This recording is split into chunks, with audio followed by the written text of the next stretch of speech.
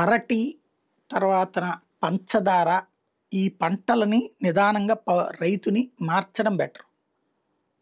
వేరే వైపుకెళ్ళమని. ఎందుకంటే క్రమంగా ఇప్పుడు ఆంధ్రాలో, తెలంగాణలో గూడా ఇండియాలోనే షుగర్ పేషెంట్స్ సంఖ్య పెరిగిపోతుంది.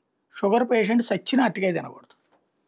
అది తింటే దానివల్ల ఇంపాక్ట్ తొందరగా షుగర్ ఎక్కువవుతుంది. కాబట్టి తింటలేదు.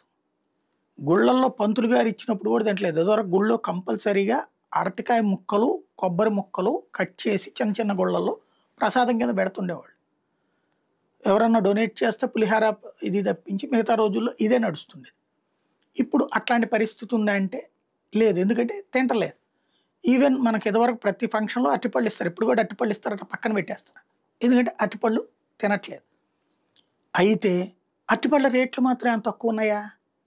ఇదివరకటి రోజుల్లో నేను మామూలుగా డజను రూపాయి నుంచి కొన్నా. నా వయసు పరంగా చూస్తే నా 10th క్లాస్ ఆ టైంలో డజన్ రూపాయి. 2, 3, 5, 7, 10 ఇవాళ 50 పండగొచ్చిందంటే 100. నిన్న ఇప్పుడు ఈ కార్తీక మాసం ఎండింగ్ రోజున కూడా రూ. 50 పలుకుతుంది. అదే రైతు దగ్గరకొచ్చేటప్పటికి రూ. 1 కేజీ అట. మేబీ 3 కేజీలు కలిపితే డజన్ వస్తది. డజన్ అంటే 3 కిలోలు ఉంటాయి మినిమం. ఆ సైజును బట్టి, లెక్కను బట్టి. అంటే 3 అద్దలు రూపాయన్నర. ఇక్కడ రూ. 50. ఏంటిది అసలు? ఎందుకు మనం ఆలోచించట్లేదు? ఎన్ని సంవత్సరాలైనా, ఎన్ని ప్రభుత్వాలు మారినా ఇదే దరిద్రమా? టమోటా రూపాయి అక్కడ, ఇక్కడేమో రూ. 30. ఇట్లాగా ఉంటే ప్రభుత్వం ఇంకెందుకు? ప్రభుత్వాలు ఎందుకు అసలిక? రైతుకి లాభంలే, వినియోగదారుడికి నష్టమే. మధ్యలో దళారీ బ్రతుకుతుంటే ఆ దళారీలను బ్రతికించడానికి ప్రభుత్వాలు ఉంది.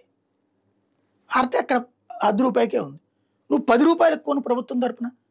పోనీ ప్రభుత్వానికి సంబంధించి సాంఘిక సంక్షేమ హాస్టల్ ఉన్నాయి కదా, ఫ్రీగా పెట్టండి అయ్యా భోజనం. భోజనంలో అరటిపండు పెట్టండి అయ్యా.